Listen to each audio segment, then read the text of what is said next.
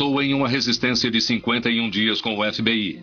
O ramo dos Davidianos é uma pequena seita cristã que acredita nas profecias do final dos tempos escritas no Apocalipse.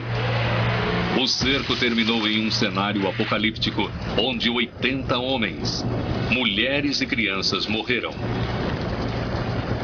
No século XX, houve vários cenários de pânico causados pelo temor ao dia do juízo final. Em 1918, alguns acreditavam que a epidemia mundial de gripe espanhola fosse uma praga bíblica que destruiria a humanidade. Mas a epidemia se foi e a humanidade sobreviveu. Mas ainda assim, muitos dos que acreditam no Apocalipse estão a postos.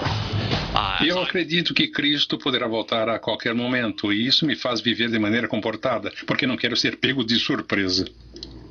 Através da história, o Apocalipse convenceu os crentes a se preparar para o fim. Para alguns, o fim chegou, mas não como eles previam.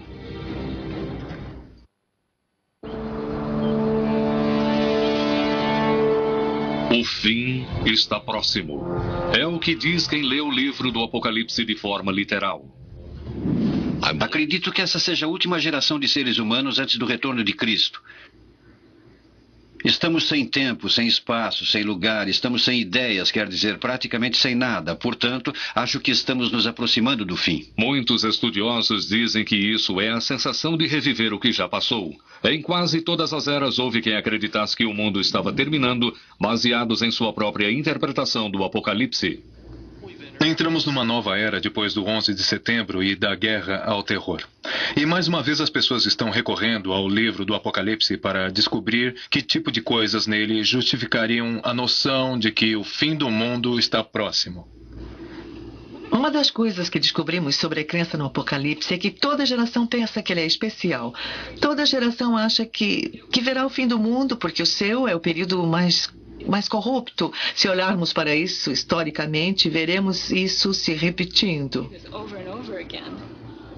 365 depois de Cristo, Poitiers, França.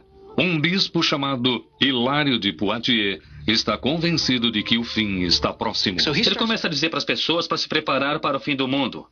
Mas nada acontece. Mas isso não mudou em nada a imagem dele, porque no século XIX, Hilário de Poitiers se tornou santo. No século XV, na cidade de Tabor, onde hoje fica a República Tcheca, um grupo chamado Taborites começa um movimento baseado em sua crença de que o fim está próximo. Eles formam um exército e espalham suas ideias de guerra. Eles, na verdade, ficavam por aí queimando igrejas e matando qualquer um que identificasse como pecador. E o critério básico para ser identificado como pecador era não ter aderido ao movimento deles. Em 1434, os Taborites são esmagados e seu líder é morto.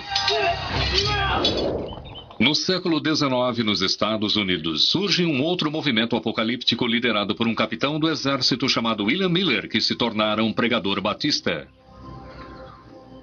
Ele chega à conclusão, baseado em seus próprios estudos sobre o livro de Daniel, que o arrebatamento vai ocorrer por volta de 1843 ou 1844. À medida que o tempo passa, Miller aponta a data exata em que esse dia chegará, entre 21 de março de 1843 e 21 de março de 1844.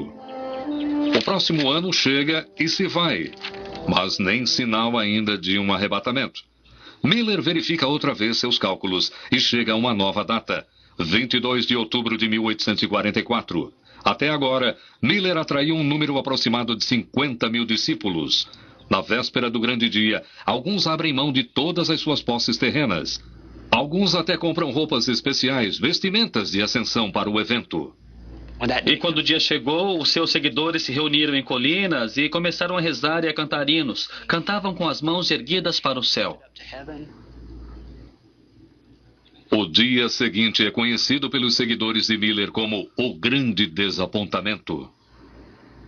Isso não afeta Miller, porque ele vai continuar prevendo uma outra data para o fim, até o dia em que morrer. Claro que ele conseguiu ganhar muito dinheiro com a venda de roupas de ascensão, portanto, ele ficou com o investimento. O problema em prever o final dos tempos é que até agora todos os que fizeram isso, desde João de Pátmos até os profetas de hoje, estavam errados. Para os estudiosos, o Apocalipse está tão aberto a interpretações que pode significar qualquer coisa. Eu acho que o livro do Apocalipse é quase como um teste de Rorschach. As pessoas veem nele o que estão predispostas a encontrar. Se estão procurando sinais para o fim dos tempos, elas encontrarão correlações entre as imagens do livro do Apocalipse e a própria época e lugar. Os estudiosos acreditam que os que interpretam o Apocalipse literalmente não percebem um sentido completo. Eu diria que não é uma mensagem de terror como a maioria das pessoas pensa. Não é uma mensagem anunciando o fim do mundo. É uma mensagem de esperança e confiança renovada. É uma mensagem que comunica que Deus acabará tendo a última palavra. Essa mensagem quase não fez parte da Bíblia. No século IV d.C., muitos bispos discutiram se o livro do Apocalipse deveria constar na Bíblia.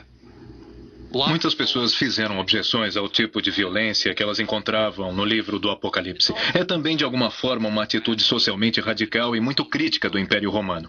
Mas a maior parte dos padres concordou que o livro fazia parte da palavra de Deus e o livro do Apocalipse tornou-se o último livro da Bíblia. Talvez os primeiros escritores cristãos tenham visto o que os clérigos não viram. Todo grande livro necessita de um grande final. O debate sobre o Apocalipse continua. Para alguns, o livro é uma premonição do final dos tempos. Para outros, um sinal de esperança. Tudo depende se for lido palavra por palavra ou nas entrelinhas. Mas em uma coisa ambos os lados concordam: o debate provavelmente durará até o fim do mundo.